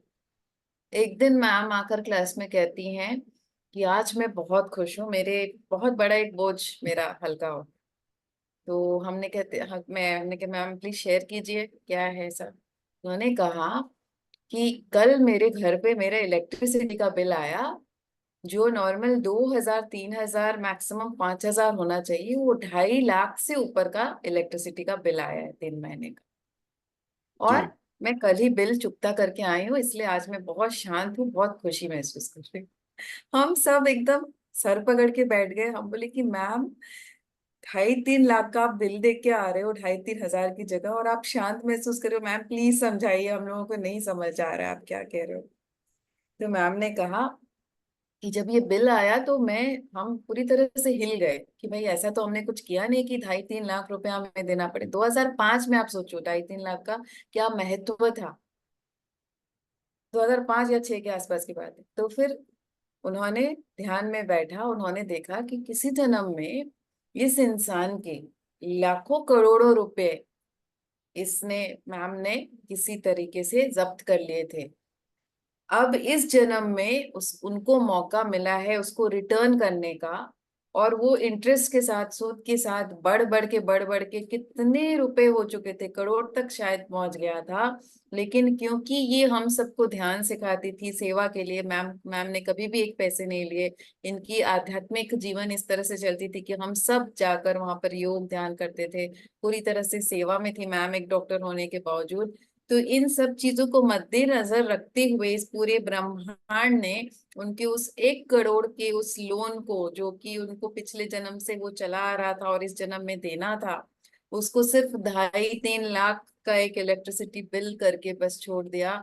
और उसमें ना उनको कोई फिजिकल पेन हुई, ना कोई उनको हॉस्पिटल में एडमिट करके डॉक्टर्स को देना पड़ा, ना कोई उनकी कोर्ट कचहरी की केस हुई जहाँ वकील के आगे पीछे घूम रहे, लाखों खा जाते हैं। ये सब जो होता है ना हमारे साथ, जो हम हॉस्पिटल में एडमिट हो जाते हैं, जो वकीलों को हम लाखों करोड़ों रुपए दे देते हैं, और इसके बाद भी हमारे पैसे चले जाते हैं, मन की शांति भी चली जाती है, हमारा हेल्थ भी चला जाता है, कभी कभी हार्ट अटैक आ जाता है, कभी कैंसर हो जाता है। ये सारा कुछ माफ कर दिया ब्रह्मांड ने, और सिर्फ इलेक्ट्रिसिटी का एक 2.5 लाख का 3 लाख का बिल आया और उनका सेटलमेंट हो गया। इसलिए वो शांत महसूस कर रही थी। इस ब्रह्मांड में अगर एक तिनका भी इधर से इधर हिल रहा है, तो इसका मतलब उस तिनके को इधर से उधर हिलना है। आपके जीवन में अगर 7 लाख लेकर वो चला गया है, तो 100% आप ये डिजर्व करते हैं, क्योंकि इस ब्रह्मांड में न्याय है। उसके अस्तित्व के होने के बावजूद वो सीसीटीवी कैमरा 24 घंटे चल रहा है, और उस कैमरे में रिकॉर्ड होने के बावजूद अगर कोई आपके साथ बुरा कर रहा है, इसका मतलब 100% आप उस बुरे को डिजर्व करते हैं। इसको कैपिटल लेटर्स में कोट कर लीजिए। कभी ना ठीक हो कभी गया। किसी न किसी जन्म में आपने किया है, और उसको आप कम जरूर कर सकते हैं अपने ध्यान साधना से, अपनी सेवा से, अपनी प्योरिटी से। और लेकिन मैं तो 3 साल से इंटरेस्ट भी भर रहा हूँ इसका, इस पैसे का। तो सोचिए, आप इस और बात पे फिर से ग्रैटिट्यूड कीजिए कि आपको हॉस्पिटलाइज नहीं होना पड़ा, आपको वकीलों के चक्कर नहीं काटने पड़े। और ये एग्जाम्पल मैंने दिया इसलिए कि बस वो लेकर चला गया और हिसाब चुकता हो गया। तो माफी और नहीं, ऐसी जो, थैंक्स तो बोलिए जी, कि बहुत इजीली तुमने बस ले लिया। फोर्जिंग का तो मैम 52 लाख है, जो आज की डेट में अगर वो मेरे को पैसा देंगे तो 52 लाख देना होगा। हम्म। यस, और तो एक ये इस क्वेश्चन आपसे मैं तरीके, पूछना चाहती हूँ जी, भट्ट साहब। जी, वो जी। ये है कि आप पूरी तरह से फिजिकली स्वस्थ हैं, आंखों में कान में कोई प्रॉब्लम या फिर ऐसे मेरी eyes very ultra low vision. मैं अच्छी है आई आपकी कांट, हेल्थ, मैं, ओवरऑल हेल्थ अच्छी है, आपको हॉस्पिटल का कोई बाकी ऐसा कोई। एवरीथिंग इज ओके, सब कुछ ठीक है, आईज को छोड़ दूं तो। यस, आपकी फैमिली में सब कुछ ठीक है, मतलब सब हैं, कोई ऐसा नहीं है ना जो नहीं है, मतलब ऐसा जो छोड़ के चला गया हो, ऐसा नॉर्मल है। नहीं, सिर्फ फादर गए हैं, मदर हैं, और वाइफ है, 2 बच्चे हैं। और खाने लेकिन पीने की मेरी कोई वाइफ इशू नहीं डिप्रेशन है में आपको। रहती है। खाने जी पीने की कोई इशू नहीं है? खाने पीने की कोई इशू नहीं है, नॉर्मल लाइफ जी पा रहे हैं? नहीं, उसमें स्ट्रगलिंग है। नहीं मतलब खाने के मंदे नहीं है तो, कि खाने के लिए खरीद के खा नहीं पा रहे, ऐसा कुछ है? हाँ, वो है, स्ट्रगलिंग है। यस। तो भट्ट साहब, आप ये देखिए कि आपके बचे हुए जीवन में आपका परिवार है, आपका शरीर स्वस्थ है, आपको खाने के लिए ऐसा नहीं है कि ये दो रोटी खरीदने के लिए आपके पास पैसे की कमी हो। ये सब अगर ये आपके अभी हो पास, जाता है कभी कभी, कभी कभी प्रॉब्लम में हूं मैं। यस, यस, इस समय तो आ जाता हूँ मैं प्रॉब्लम में। फिर भी आप यहाँ बैठकर सेशन ले पा रहे हैं, इस ज्ञान को ले जी पा रहे हैं, अपना पेट भर पा रहे हैं, आपका परिवार है, आपको किसी जी। भी अंग आपका कोई ये नहीं है कि कोई अंधा है या कोई हाथ कटे हैं या कुछ है, ये सब कुछ हाँ, अगर है तो आप लेकिन ग्रैटिट्यूड ये में मैम, ये बात कंफर्म है कि मैं बिजनेस करता था, करता हूँ, आज भी करता हूँ। ओके, मेरा विजन लो है। जो पहले मैं ब्लाइंड कहता था लोगों को, लेकिन जब से मैं पीएसएस में जुड़ा हूँ, मैं बोलता हूँ मैं लो विजन हूँ। That's it. कम से कम वो करेक्टिविटी हो सकता है कल को करेक्ट हो जाए। 2012 से ही लॉस हुआ है, ऐसा नहीं कि पहले हुआ था। यस। तो भट्ट साहब, अब इसको आप रिवर्स कर सकते हैं पूरी तरह से, अगर आप ग्रैटिट्यूड में आ जाएं कि जो हिसाब किताब मेरा था वो हो चुका है, अब आज के डेट में मैं जहाँ पे हूँ यहीं से मेरे जीवन का पहला दिन है, और आज मैं एक नए चैप्टर के साथ अपने जीवन की शुरुआत करता हूँ, और इसको मैं पूरी तरह से ग्रैटिट्यूड से, ग्रैटिट्यूड में आने से क्या होगा, आप इतनी हाई वाइब में आ जाएंगे, इतनी हाई फ्रीक्वेंसी में आ जाएंगे आप, कि बहुत जल्द जो भी आपने खोया है उससे कहीं ज्यादा आप अपने जीवन में अट्रैक्ट कर पाएंगे। हम क्या करते हैं, जब एक विक्टिम मेंटालिटी में रहते हैं कि उसने 60 लाख ले लिए, उसने 7 लाख ले लिए, उसने ऐसा कर दिया, तो हम लो वाइब में आ जाते हैं, और लो वाइब में आने से जो थोड़ा बहुत हमारे पास बचा हुआ भी होता है वो भी धीरे धीरे धीरे धीरे हमसे दूर हो जाता है। अब इसको यहाँ पे एक ब्रेक करके आपको एक नए सिरे से जीवन की शुरुआत करनी है। आज के बाद जीवन का पहला दिन मन में सिर्फ ग्रैटिट्यूड, ये मेरा कोई अंग ऐसा नहीं है, मेरे सारे अंग सलामत है, खाने के लिए दो रोटी पेट भरने के लिए पैसे हैं, मैं बैठकर सेशन कर पा रहा हूँ, मेरा परिवार है, मैं अनाथ नहीं हूँ, घर है, छत है। आज से मैं अपने जीवन की शुरुआत करता हूँ, क्योंकि इस ब्रह्मांड को बदला लेना होता हो मेरे कर्मों के लिए, तो और भी कुछ बहुत भारी कर्म हो सकता था, वो सब कुछ नहीं हुआ है मेरे साथ, सिर्फ पैसों से हो गया हिसाब किताब। बहुत बहुत आभार। इसी के साथ आप अपने जीवन की नई शुरुआत कीजिए। समझ में आ रहा है मैं क्या कह रही हूँ? म्यूट आप कर। म्यूट में चले गए। यस, अनम्यूट कीजिए।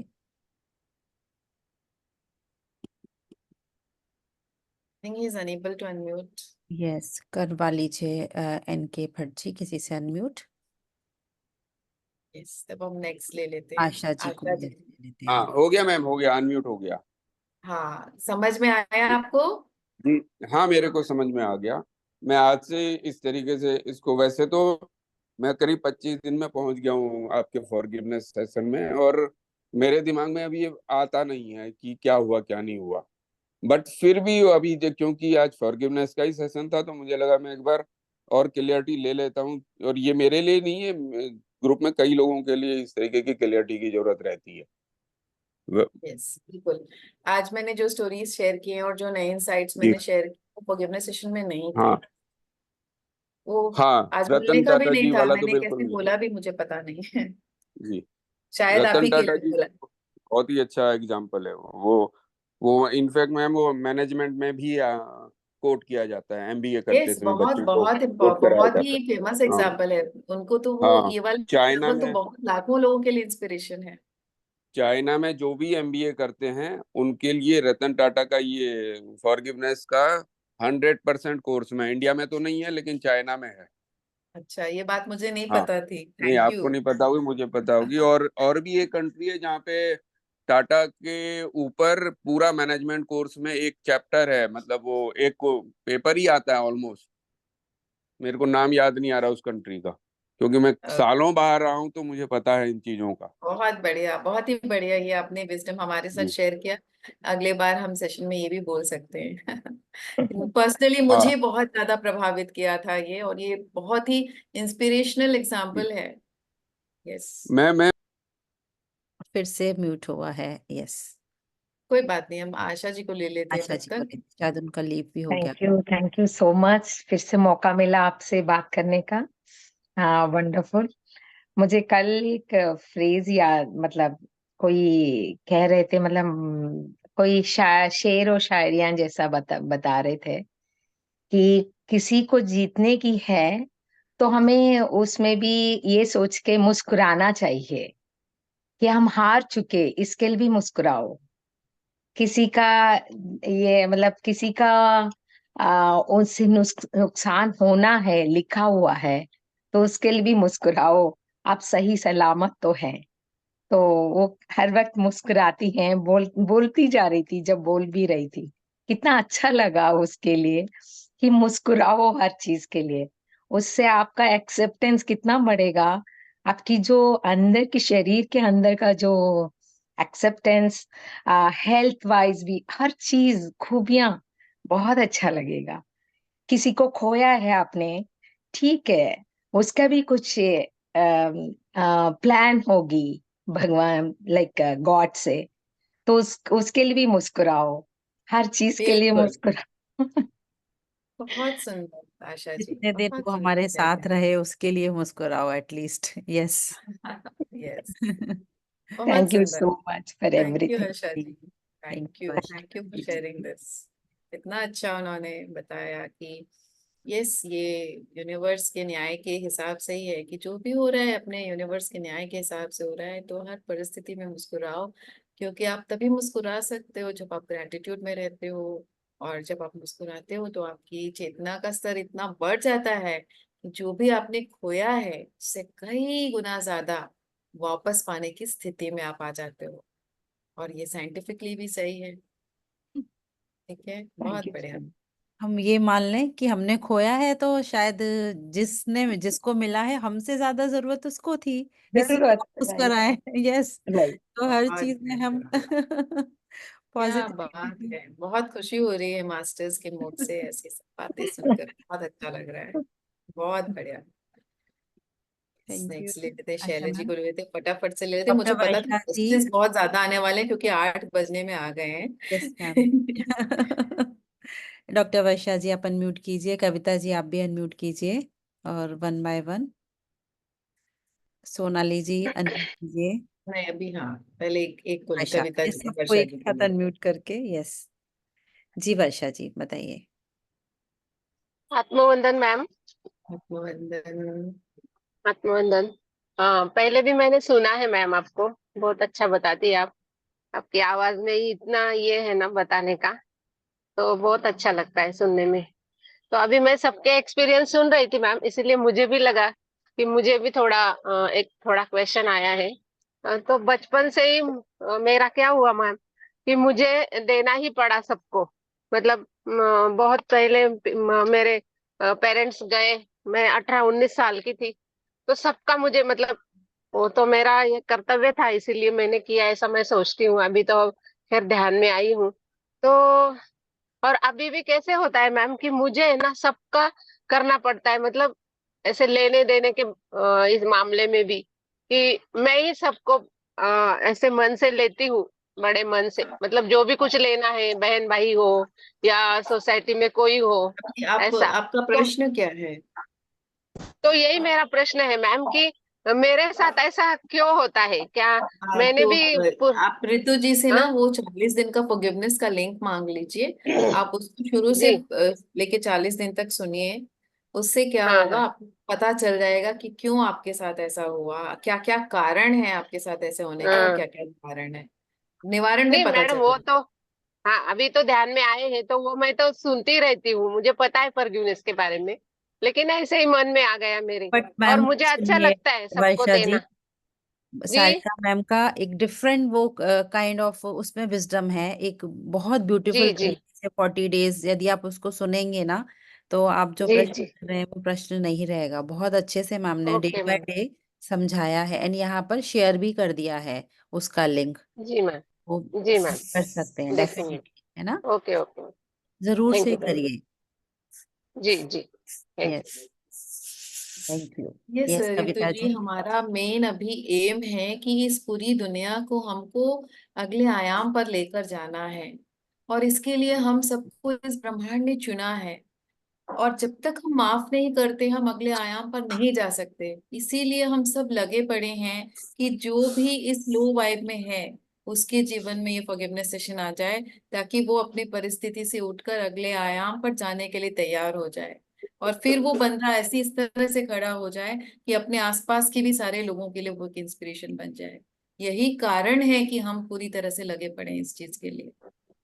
तो मैम डेफिनेटली ये चीज आप मैम जो जब भी ये आपके पास आता है, कोई भी प्रश्न आता है, किसी भी परिस्थिति में रहता है, आप उसको as a ABCD, as a alphabet आप वो 40 दिन का दे दीजिए। फिर वो तैयार हो जाएगा अपने जीवन के पर्पस को फुलफिल करने के लिए।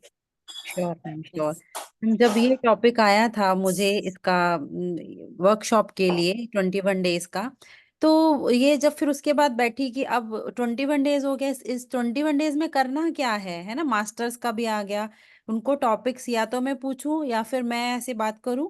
तो उसमें फॉरगिवनेस वाला जब आया ना मैम टॉपिक, तो मैं सोच में पड़ गई कि ये फॉरगिवनेस यहाँ कैसे हमारी डिविनिटी के लिए।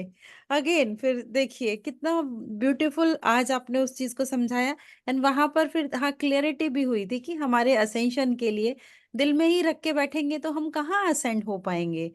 तो एग्जैक्टली।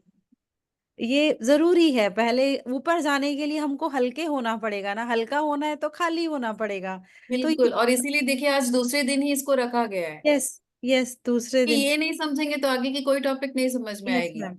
आप कितना भी टॉपिक ले लो, आपके दिमाग में यही चलेगा जैसे शैलबाला जी ने अभी कहा कि मुझे मुझे देना ही पड़ा, देना ही यस, पड़ा। वो आपका मेन इशू रह जाएगा। यस, आप सारा ज्ञान ले लो, फिर अपने मेन इशू के साथ वापस लो वाइब में चले जाओ। यस। एंड अभी किसी ने पूछा भी है कि 5D क्या होता है, यहाँ पर चैट बॉक्स में यस। लिखा है। यस। 5D मतलब एक ऐसी दुनिया जहाँ कोई किसी का इस तरह से दिल नहीं दुखा सकता, जहाँ सिर्फ एक दूसरे को लोग प्यार करते हैं। एक ऐसी खूबसूरत दुनिया जहाँ जो हम सपने देखते हैं बचपन से कि क्यों इतनी मौत, इतना रोना धोना, क्यों अपमान, क्यों लोन, क्यों पैसों की दिक्कत, क्यों एक दूसरे को नीचे टांग कर सब कुछ चढ़ रहे हैं। 5D मतलब एक दूसरे का हाथ पकड़ के प्यार से खुशी खुशी हंसते खेलते आगे बढ़ना, एक अपने जीवन को एक सपनों की तरह जीना, इसको 5D बोलते हैं। और इसी दुनिया की रचना करने के लिए हम सबने जन्म लिया है। और ये सिर्फ हमारा टाइम पास नहीं कि और कुछ नहीं तो चलो ये करें, ये काम लेकर हम आए हैं। इस काम को करने के लिए हम पैदा हुए हैं। इस काम को करने के लिए हमें चुना गया है। इसको ड्यूटी समझकर हमको आगे बढ़ना है, इस 5D को हमें लाना है जितना हमसे हो पाए। क्लियर? यस।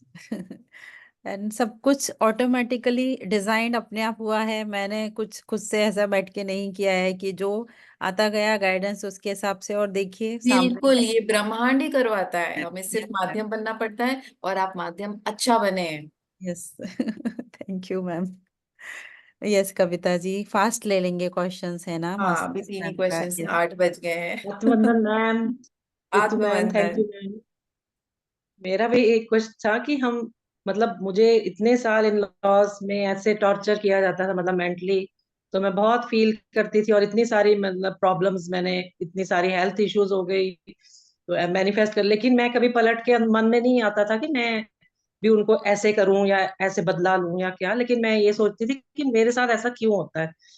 मैं तो किसी को कुछ कहती नहीं, मुझसे क्यों कहा जाता है ना ऐसा मुझसे। और हर काम में मैं परफेक्ट, और तो भी उन्होंने वही करना, मुझे टॉर्चर करना, बुराई करनी, ये वो सब। तो मतलब 20 इयर्स उनके साथ रहे, फिर इतना उन्होंने वो किया कि हमें घर छोड़ के जाना पड़ा। लेकिन मैं अपने हस्बैंड को कहती थी, मैं कहा हमारा भी तो हक है ना, तो हमें भी तो हमें मिलना चाहिए यहाँ से। कह रहे नहीं नहीं, हक की बात छोड़ो, तुम चलो यहाँ से। तो हमें मतलब ऐसे था कि कहाँ जाएंगे अब घर छोड़ के। जॉब भी ऐसी नहीं थी कि हम रेंट पे भी ले सके, लेकिन ईश्वर ने ऐसा किया कि हमें जॉब तो मिली, उनको हाउस मास्टर का वो मिल गया, तो हमें वहां अपार्टमेंट मिल गया, इतनी सारी फैसिलिटी। तब मैंने सोचा कि भगवान ने देखो ना हमें कितना अच्छा सोचा था उसने, हमारे लिए कितना अच्छा किया। वहां खाना फ्री, रहना फ्री, फर्निश्ड पूरा फ्लैट मिला, इतना सब कुछ मिला। और 20 ईयर्स के बाद, मैंने कहा 14-20 वर्ष का बनवास के बाद ये सब मिला, लेकिन वो मन में वो बातें मेरी चलती रहती थी, मतलब कभी नहीं जाती थी वो कि ऐसे करते हैं वैसे करते हैं, नींद नहीं आती थी। लेकिन जब से अभी ध्यान में आए हैं तो अभी आता है, लेकिन फिर भी कभी आ जाती है फीलिंग्स आप ना। कहाँ रहते लेकिन हैं? अब वो पेन नहीं होता है, लेकिन वो आती रहती हैं बातें। तो अभी फैमिली में ऐसे होता है कि कोई क्लोज है, हस्बैंड है, कोई कुछ कहते हैं, मुझे समझते नहीं है, ऐसे क्यों बिहेव करते हैं ना, ऐसे क्यों कौन बिहेव करता है ना, मैं ऐसे जवाब देती हूँ उनको, ऐसे क्यों बोलते हो ना आप, ऐसे क्यों मेरी बात क्यों नहीं समझते हो। तो ये सब समझ नहीं आती अभी। उससे तो मैं बाहर आ गई, और वो सभी रिलेशंस अब इतने अच्छे हो चुके हैं, क्योंकि मैंने उनको कभी मन में बदले की भावना नहीं थी, प्यार ही प्यार किया और उनके साथ ऐसे किया, फॉरगिव कर दिया उनको। तो अब इतना अच्छा यस, लग रहा है और इतने अच्छे रिलेशन हो गए। लेकिन अपने फैमिली मेंबर्स में ऐसे होने लगे अब कि वो ऐसे बोल देते हैं कि, मैंने कहा आप बिल्कुल। लोग ऐसे बात करते हो, बोलने का वो नहीं है, कैसे आप कौन बात से करते शहर हो। में रहती हैं? मैं देहरादून उत्तराखंड में मैम। अच्छा, रितु जी के साथ कब से जुड़ी हैं? रितु जी के साथ मैं बहुत लास्ट ईयर से जुड़ी हूँ। पहले हम दूसरे, यस, हाँ, जैनिस का इनका है सेशन, उनमें अटेंड किया था मैंने, तो फिर यहाँ पहुंच के धीरे धीरे yes, Ritu Ritu ma'am ji is a से गुड कोई बीच मेंटर, आप में। बिल्कुल जुड़े रहिए उनके साथ में। और रितु जी, हाँ आप ग्रुप में फॉरगिवनेस वाला लिंक शेयर कर दीजिएगा, तो ये जो 40 दिन का लिंक है आप इसको जरूर करिएगा। श्योर मैम, मैं वो आज मैंने 2 बार किया है मैम, वो वाला कर्म यस, विपाक ध्यान में 40-40 डेज का। तो उसी में वो ये मैम समझ करवा में आया चुके हैं, चारों। पहले 40 डेज ना करवा चुके हैं, और स्टार्ट ही हमने फॉरगिवनेस से किया था। हाँ, बट फिर अच्छा से कर अच्छा, देंगे मैम हम इसको फिर से। मैं नहीं कर ठीक रही है, हूँ। ठीक है जी ठीक मैम। है। अच्छा, तभी है, तो यस। वही मैं सोचती थी, ये बार बार क्यों आ जाता है ना अंदर क्वेश्चन की तो ये लौट के क्यों आता है बार बार क्वेश्चन, जब हम वो समझ चेतना, चुके हैं, हम कर चेतना चुके के लिए, जैसे हैं। मैंने अभी समझाया ना कि चेतना धीरे धीरे आपकी बढ़ेगी। तो वो चेतना को बढ़ने के लिए ध्यान की आवश्यकता है। आप ऋतु जी के साथ जुड़ के रहिए, ध्यान के जितने सत्र हैं वो सारा कीजिए। अपना पर्सनल भी आप दिन में 1-2 घंटा ध्यान कीजिए। और फ्रेंड्स, एक सीक्रेट की बात है, आपको एक आप क्या बताऊं मैं, जिसके साथ में ऐसा होता है ना कि ऐसे 15 साल, 14 साल, 20 साल ऐसे प्रॉब्लम हुआ है, वो सब डिवाइन सोल्स हैं। वो सब इस दुनिया में बहुत बड़ा काम करने आए हैं। वो चुने हुए लोग हैं। ये जान जाइए कि आप चुने हुए हैं। अगर आपके साथ ऐसा हुआ है तो आपको चुना गया है, और आपको खड़ा करने के लिए, आपको आध्यात्मिक उन्नति देने के लिए ये सारी परिस्थितियां, ये पूरी तरह से प्लान तरीके से आपके जीवन में आई हैं। अब आप जिस लिए जन्मे हैं उसको फटाफट से जान जाइए और उस पर काम करना शुरू कर दीजिए। जो विजडम आपको मिली है वो पूरी देहरादून में फैलाइए। घर घर जाइए आप पैम्पलेट्स लेकर, समझे? हेल्थ इश्यूज मैम बहुत है मुझे, मैं बिल्कुल मतलब बेड पे थी, अभी मैं बैठना अटेंड करना शुरू कर दिया सेशन। मैं ज्यादा चल नहीं पाती, खड़ी नहीं हो पाती, तो मुझे बहुत सारी बैक प्रॉब्लम है, ये सब लेग्स में पेन वगैरह सब रहता है बढ़िया तो। होगा। डॉक्टर के लेकिन पास धीरे भी धीरे जाइए, ठीक हो रहा है काफी। फिजियोथेरेपी में भी जाइए, हम्म, फिजियोथेरेपी में भी जाइए। अपने आप को इतना फिट कीजिए कि जिसलिए आप जन्मे हैं ये जन्म वेस्ट ना जाए, वो सारा काम खत्म करके आप जाएं। अपने जी। आप को इतना फिट कर दीजिए इस अब नई इतना ऊर्जा अच्छा के लगता है साथ। ना, सेशन अटेंड करना है, खुश रहती हूँ अब मैं। ये तो इतना डिप्रेशन में थी कि सुसाइडल थॉट्स ही आते थे कि मुझे सुसाइड ही करना, और जीने का कोई मकसद ही नहीं बचा, कुछ है ही नहीं कुछ मेरी लाइफ में। बिल्कुल। लेकिन मैं इससे बाहर आ गई हूँ, अब जब से ध्यान में आई हूँ तो सब बाहर आ गई मैं। और माइग्रेन ठीक हो गया मेरा, 38 ईयर्स पुराना माइग्रेन, और बीपी 15 ईयर्स पुराना। तो बहुत सारी प्रॉब्लम्स ठीक हो चुकी हैं और हो रही हैं धीरे धीरे, और मैं खुश रहने बहुत लगी हूँ बढ़िया। बहुत। बस। थैंक यू आप सब मास्टर्स का ma'am, thank you so much. आपके सानिध्य में हम ये सब जान पाए और आपके साथ जुड़ पाए और ये सब सीख पाए। Thank you ma'am, thank you. Yes thank you जी। कविता जी। सोनाली जी प्लीज अपना वीडियो ऑन करेंगे। हाँ, जी मैम। यस। आत्मवंदन मैम। आत्मवंदन, बताइए। मैं एक्चुअली अपना एक फॉरगिवनेस शेयर करना चाहती हूँ जो मेरे साथ हुआ था। वैसे फॉरगिवनेस वर्ड मैंने 10 साल पहले मेरे लाइफ में आया था, जब मैं चाहती थी कि इस मतलब इतना टेंशन इतना तनाव था, मैं चाहती थी फॉरगिव कर दूं। मैंने एक यीशु मसीह का स्टेटमेंट सुना था कि ईश्वर के नाम पे उसे माफ कर दो। तो मैं बहुत अपने आप को कैसे माफ कर सकती हूँ, कैसे माफ कर सकती हूँ। मतलब मैं फाइटिंग करती, मैं चाहती थी, बट मुझे ये एक्सेप्ट करने में बहुत, अभी तो आप लोग इतने सारा माध्यम है, उस समय उतना माध्यम नहीं था, बुक भी नहीं था मेरे पास, बस एक कोट मैंने सुना था कि मेरे नाम पे माफ कर दो, अगर कुछ भी है तुम्हें तकलीफ तो माफ कर दो। बट तो उसको एक्सेप्ट करने में मुझे बहुत टाइम लग गया। बट आज मैं उसको अच्छे से रियलाइज करती हूँ, और ये सही में हर दुख दर्द की एक दवा है कि माफ कर दो, और दिल से माफ कर दो, और बहुत प्यार दो। जिसने तुम्हें कोई भी तकलीफ दिया है तो तुम समझो एक वो एक ईश्वर के तरफ से, तुम ईश्वर के लिए प्रिय हो, भगवान तुम्हें बहुत चाहते हैं, तुम्हें तकलीफ दे रहे हैं, तुम्हें टीच कर रहे हैं, तुम्हें एक लर्निंग दे रहे हैं, वो तुम्हारे लिए एक सबक है। अगर तुम्हारे लाइफ में कोई डिफिकल्टी आ रही है तो उसको एक लेसन की तरह लो, और उसको जीत के दिखाओ उसको। ये बिना कुछ प्रॉब्लम के लाइफ होता ही क्या है? अगर लाइफ बहुत एकदम बढ़िया। शांत रहे, उसमें कुछ डिफिकल्टी ही नहीं हो, तो फिर पर्पस क्या है जीने का? खाओ पियो सो जाओ मर जाओ, ये कोई लाइफ होता है? तो हम लोग सब आपने पूरे कुछ सेशन लर्न की करने जीत के को आते आपने हैं। बता दिया है, बहुत बढ़िया। स्वामी हम मुकुंदानंद जी कहते हैं ना, वो एक बहुत बड़े सेंट थे, वो कहते थे कि आप हमेशा एक निंदक को अपने जीवन में रखो, अपने लिविंग रूम में उनको बैठा कर रखो, और वो आपकी निंदा करते रहे तो उनका तिलक करो, और उनको कहो कि हाँ मैं पूरी तरह से रेडी हूँ सुनने के लिए, करो मेरी निंदा। और वो जितनी निंदा और अपमान आपको देते हैं उससे आपकी आध्यात्मिक उन्नति बढ़ेगी। हमेशा अपनी आध्यात्मिक उन्नति के लिए एक निंदक को अपने जीवन में होना बहुत जरूरी है। और बहुत लकी लोग ऐसे होते हैं जिनके जीवन में सब कुछ सही करने के बावजूद एक निंदक आता है उनकी आध्यात्मिक उन्नति के लिए, बाद में उसको समझ में आता है। हाँ, ठीक है, बहुत अच्छा Sonali ji, thank you so much for your sharing. अभी मैं 8:10 हो के गया है। लिए एक अच्छा ठीक है, मैं छोड़ देती हूँ, नहीं। आप भेज दीजिए, मैसेज भेज दीजिए, कुछ रहता है तो हम लोग उसको जरूर मैम के पास भेज देंगे, है ना? क्योंकि यस। टाइम भी हमको देखना होता है, बहुत उधर सुबह एंड है। संतोष आंटी भी बात करना चाह रही थी, उनका टाइम हो गया इसलिए वो निकल गई है यस, शायद। संतोष आंटी आप भी अनम्यूट करके बता दीजिए। She Hemlata is ji very भी डियर टू आप मी, कर वेरी दीजिए। Senior master. आत्मवंदन। आत्मवंदन आत्मवंदन। सारिका। मेरा कोई प्रश्न नहीं है, मैंने तो सिर्फ बैठ के तुम्हें प्यार दे रही हूँ अपना, और देख रही हूँ, बस सारा सुना मैंने, बहुत अच्छा लगा। Love you Sarika. थैंक बस यू। देखना सेम ही ही है, चीज को आप देखने कब से से हो जाए। सुनते हो, बोर नहीं हो जाते हो संतोष आंटी? नहीं, बोर होने का काम इसलिए नहीं है कि मैं सुन भी रही हूँ और आपको देख रही हूँ ना लगातार।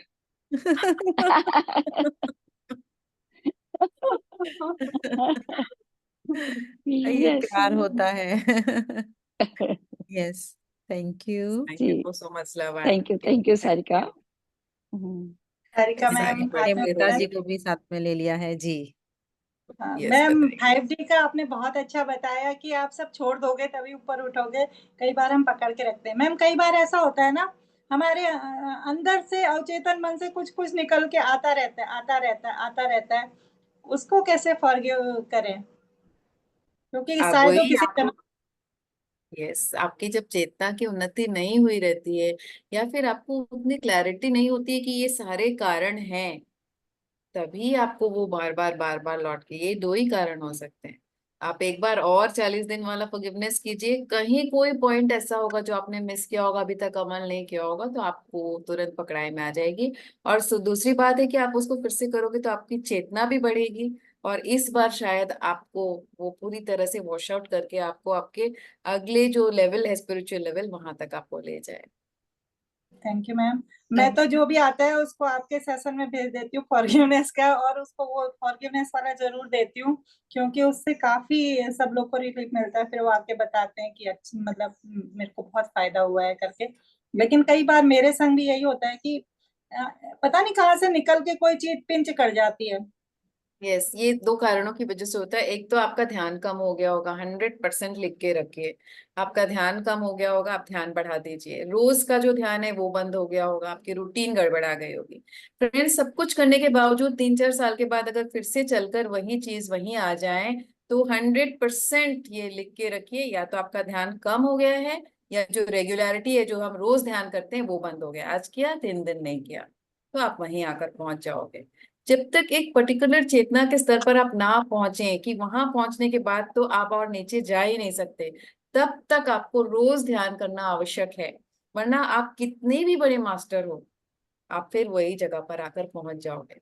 सबसे पहले रोज ध्यान शुरू कर दीजिए। उसके लिए एक ऐसा मंच चुनिए जो आपको टाइम के लिए सूट करे। सुबह 5 बजे कहीं कोई मंच है तो आपको वो सूट करता है, तो वो 12 बजे कोई लेडीज का काम खत्म हो जाता है तो वो, कभी किसी को 3 बजे का टाइम मिलता है तो वो, कभी हमारे साथ 7 बजे का टाइम है तो वो, जो भी टाइम आपको सूट कर रहा है एक मंच चुनिए। ग्रुप मेडिटेशन से ज्यादा आपको ऊर्जा मिलेगी।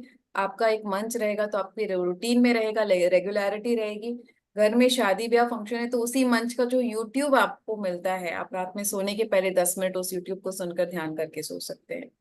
ये रेगुलरिटी अगर आपके अंदर रहेगी तो 100% में लिख की गारंटी के साथ देती हूँ, आप कभी भी वापस उस स्थिति में नहीं पहुंचोगे जहां से आपने शुरुआत की।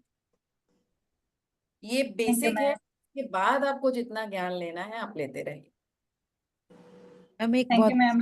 मूवी है अजय देवगन की, थैंक गॉड, वो देखनी चाहिए, हिंदी मूवी है।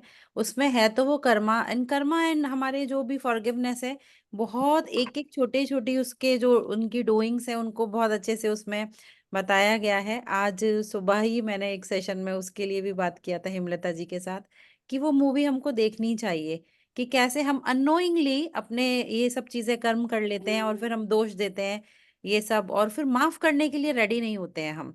इवन भगवान से हम लोग आर्गुमेंट करते हैं कि मेरे साथ ऐसा क्यों कर दिया आपने, है ना, ऐसा वाला।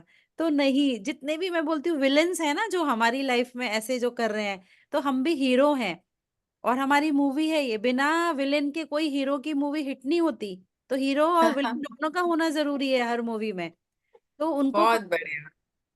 तो बस साथ में रखिए विलेंस को, और अब हीरो बन के रहिए, हम भी हीरोइंस हैं बड़ी बड़ी। तो बस वो विलेन अपना रोल प्ले कर रहे हैं, बेस्ट विलेन का भी तो एक रोल होता है ना, मूवी बोर हो जाएंगे नहीं तो, सारे हीरो हीरोइंस आ जाएंगे तो। जरूरी है नमक मिर्च मसाला, जरूरी है स्पाइसी होना। तो बस एकदम। यस, तब बहुत। जिंदगी मजेदार बनेगी हमारी। यस, बिल्कुल बिल्कुल जंगल ऋतु नहीं जी। होना है, दोष नहीं देना है ना भगवान को ना उस सामने वाले को, बस अपनी रिस्पॉन्सिबिलिटी ले लेनी है कि हाँ ये है मस्त एकदम बढ़िया लाइफ प्लान, क्या बॉस हमने चुना है ऐसा वाला। बहुत ही बढ़िया। ठीक, एक मूवी का नाम चैट में टाइप कर दीजिए, कुछ लोग मांग रहे थैंक हैं। God, yes. अजय देवगन जी की thank God movie. Yes, last हम क्वेश्चन ले रहे फ्रेंड्स दीपिका जी का, उसके बाद आज के सेशन का समापन करेंगे। बहुत लोगों को भूख लग रही है, नाश्ते का यहाँ इंडिया में समय हो गया है। मैंने तो सोचा हो गया है सारा क्वेश्चन, इसलिए मैं बीच में बोलने लग गई। नहीं, मुझे दीपिका जी क्वेश्चन नहीं फटाफट से पूछना बता है, दीजिए। जी मुझे क्वेश्चन नहीं करना है, मुझे थैंक्स करना है रितु जी का, जिन्होंने ये ग्रुप में मुझे ज्वाइन किया। पता नहीं मुझे किसने किया, मगर मुझे बहुत अच्छा लगा। मैं अभी संडे से ज्वाइन हो गई हूँ, थैंक आज यू, का मेरा तीसरा दिन है। Thank you. और अभी सारिका मैम, आप मुझे योगानंद जैसे दिखाई दे रहे हो, इसके लिए मैंने हैंड रेज किया था। बस जो आप ज्ञान दे रहे हो ना, वो उन्हीं के जैसा लग रहा है, आपका फेस बिल्कुल वही लग रहा है तो ये जो फॉरगिवनेस हम का लोग जो सब। सेशन है ये भी योगानंद जी का दिया हुआ है। और पर्सनली मैं योगानंद जी से बहुत जुड़ी हुई हूँ। मेरे सेशंस के देखो 80% 90% ज्ञान योगानंद जी का ही होता है।